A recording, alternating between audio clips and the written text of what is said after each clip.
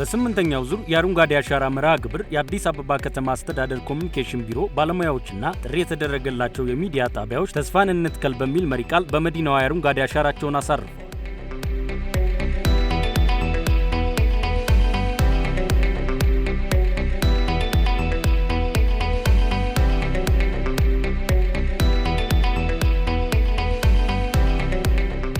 አረንጓዴ አሻራ የምናኖረው ለነገው ትውልድ ነው፣ ለመጪው ትውልድ ነው። የተሻለች ሀገር የተሻለች ከተማ እንድትኖር ለማድረግ ነው።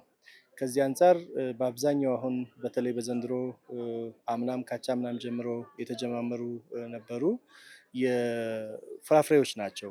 ለምግብነት የሚያገለግሉ ችግኞች ናቸው እየተተከሉ የነበሩት። የተወሰኑ የጥላ የውበት እና በአብዛኛው ደግሞ ለምግብነት የሚያገለግሉ ችግኞች ናቸው እየተተከሉ የነበሩት። እነዚህ ነገ ለሚመጣው ትውልድ ፍራፍሬዎቹን ካጠገቡ ከደጁ እንዲኖር ለማድረግ አንጻር ሌክዠሪ የሚመስሉንን ሩቅ የሚመስሉንን ፍራፍሬዎችን በአካባቢያችን በብዛት የሚያበቅል ምድር ነው ያለን። ሁሉንም የሰጠነው የሚያበቅል ምድር ኖሮን እስካሁን ድረስ ከሩቅ የምንመኛቸውን ፍራፍሬዎች ከደጃችን ማግኘት እንድንችል ለማድረግ ነው እየተሰራ ያለው። ይሄም ለመጪው ትውልድ ለነገው ትውልድ የተሻለ ራሱን የቻለ በውበትም በምግብነትም በጥላም በአረንጓዴነትም የተሻለች ሀገር ለመስጠት ካለ ትልቅ መነሳሳት የተነሳ ነው ይሄ እየተደረገ ያለው። እንደ ሀገር ሲታይ ከመጀመሪያው ጀምሮ የተተከሉ የአገር ውስጥ ወይ ፍራፍሬ ዛፎች አንዳንዶቹ አካባቢዎች ማፍራት ጀምረው ለምግብነትም መዋል ጀምረዋል። በአዲስ አበባም እንዲሁ እንጦጦ አካባቢ የተለያዩ ፍራፍሬዎችን ለምግብነት መድረስ ችለዋል። ይሄ ትልቅ እምርታ ነው፣ ትልቅ ለውጥ ነው። ይህንንም ወደፊት አጠናክሮ በመቀጠል መጪው ትውልድ የተሻለች የበለጸገች ያደገች አገር እንድትኖረውና ቀጣይ እዛ ላይ ተመስርቶ ደግሞ ሀገሩን ለማሳደግ የሚያስችል ውጤት ማሳያ መንገድ ነው ማለት ነው።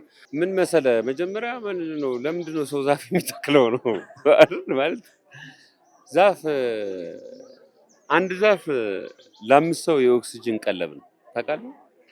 በጣም የሚገርም ነገር ነው። ዛፍ ህይወት ነው። ሰው የምተክለው ህይወት ነው እና አሻራም የሚያስብለው ለልጆች አንድ ዛፍ ለዛሬ ለኔ ይደርስልኛል ብለህ ሳይሆን ለልጄ ለትውልድ ይሆናል ብለህ ነው የምተክለው በባህሪው ዛፍ። ምክንያቱም አድጎ እንትን ብሎ ጥላ የሚሆነው ለልጅ ነው። ስለዚህ የዚህ ዘመን ሰው ለትውልድ የሚያስቀምጠው አንድ ሀሳብ ነው፣ አንድ ነገር ነው። አስቤልሃለሁ፣ ነበርኩልህ፣ ይህን ነገር አድርጌልሃለሁ ለማለት ነው የሚያደርገው። ያ ነው አሻራ የሚያስብለው እና ያ በጣም ትልቅ ሙያ ነው።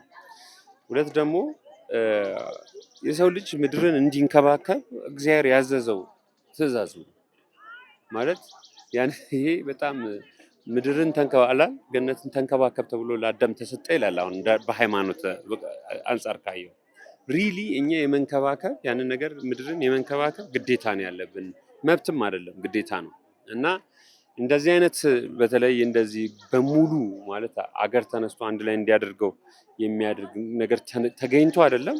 ማንም ሰው ጓሮውን፣ አካባቢውን፣ ሁኔታውን የመጠበቅ ግዴታ አለበት። ለዛ ነው ድርቅ የሚያበላን መሬት ነው አይደል? የሚያበላንን መሬት መልሶ እንደመደገፍ ማለት ነው። የሚሰጠንን ሰማይ ዝናብ የሚሰጠንን ሰማይ ቀጥታ እዚህ ጋር አድርገህ ውለታ እንደመዋዋል ነው። አንድ ዛፍ ስትተክልና ወይም ስትከባከብና ውለታ ነው፣ ከተፈጥሮ ጋር ያለ ውለታ ነው ዛፍ መትከል እና በጣም ወሳኝ እና ዋና ነገር ነው። ህይወት ነው የምንተክለው። አረንጓዴ ነገር ማለት በተለይ ችግኝ ማለት ለመሬታችን ሳምባ ነው። አሁን የምንተክለው እሱ ብቻ አይደለም፣ ምግብም ነው። ያሁኑ ደግሞ የምንተክለው አቮካዶ ነው ምግብ ነው እና እንደ ሀገር ትልቅ ጥቅም አለው። ኢንቫይሮንመንታችንን ያስተካክላል። እኛ ድሮ ስንል የነበረው ፊልማችን ላይ ስንል እንደነበረው ለዝናብ እጥረት ወዲያና ወዲህ ስንል አንገኝም። የምንፈልገውን ዝናብ እናገኛለን። ለመተንፈስ ትክክል የሆነ ለመኖሪያ አሪፍ የሆነ ድርቅ የማያጋጥማት ሁልጊዜ ዜጎቿ ጠግበው የሚያድሩ ኢትዮጵያን ለመገንባት ያስችላል። ለሀገር ትልቅ ፋይዳ ያለው ለሀገር ብቻ ሳይሆን በተናጠል ወደ ግለሰብ ቢሆን ምግብ ነው፣ አየር ነው፣ ጥላ ነው፣ የተለያዩ ነገሮችን የሚያከናውን ተግባር አለው። ስለዚህ እንደ አረንጓዴ አሻራ ደግሞ እንደ ሀገራችን እንደ ኢትዮጵያ እንግዲህ ዛሬ አሁን ሪከርድ ሰብረናል።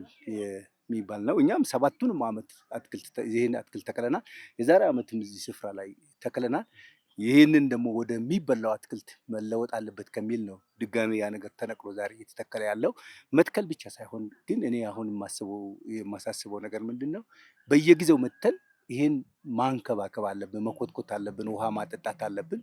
ስለዚህ በቁጥር ስንተክል 8 ቢሊዮን ከማለት ይልቅ ግን 8ቱን ቢሊዮን እንዲያድጉ ብናደርግ መልካም ነው የሚል ሀሳብ ነው ያለኝ። እንደ ሀገሪቱ ግን ትልቅ ፋይዳ ያለው ጉዳይ ነው። ዘንድሮ ደግሞ ለየት የሚያደርገው ተስፋን እንትከል በሚል በመላ ሀገሪቱ ከፍተኛ ንቅናቄ ነው እየተከናወነ ያለው።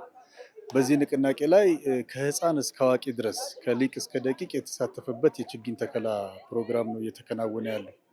የችግኝ ተከላ ፕሮግራሙ የአረንጓዴ አሻራን ከማልበስ ባሻገር የተለያዩ ለምግብነት የሚያገለግሉ ለጥላነት የሚያገለግሉ ዛፎች ነው እየተተከለ ያለው እና በዚህ ረገድ የኛ ቢሮ ይሄ ያያችሁት የተከላ ንቅናቄ የሚዲያ ባለሙያዎችን ያስተባበረ ነው። በሀገር አቀፍ ደረጃ ያሉ ሚዲያዎች፣ ከተማ አቀፍ ያሉ ሚዲያዎች፣ የመንግስት ሚዲያዎች፣ የግል ሚዲያዎች፣ የማህበራዊ አንቂ ግለሰቦች የተሳተፉበት የችግኝ ተከላ ፕሮግራም ነው።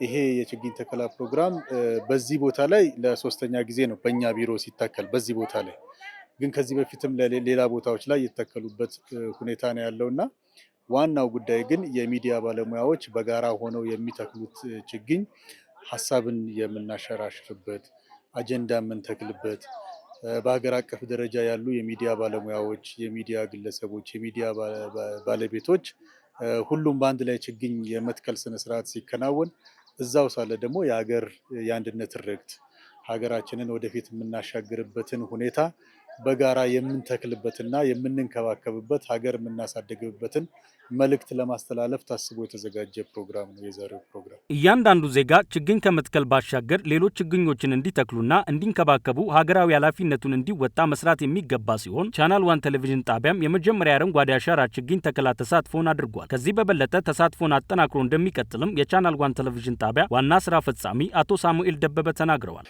ያው ቻናሉን አሁን ስርጭት ከጀመረ 10 ወሩ ነው እና ይሄ እንግዲህ የመጀመሪያው በጣቢያ ደረጃ የመጀመሪያው የችግኝ ተከላ መርሃ ግብራችን ነውና ጥሪም ሲደረግልን የመጀመሪያ ነው። ከዚህ በኋላ የሚመጡት ነገሮች ላይ በሙሉ ጥሪም ተደርጎልን በራሳችን ኢኒሼቲቭ እንሳተፋለን የሚል እምነት አለኝ እና ያው 1 ዓመት ሊሞላን ነው፣ ገና ልጅ ነን እና ዓመት ሳይሞላን እዚህ ላይ ከተሳተፍን እንግዲህ ከዓመት በኋላ ደግሞ ትልልቅ ነገሮች ላይ እንሳተፋለን የሚል እምነት አለኝ።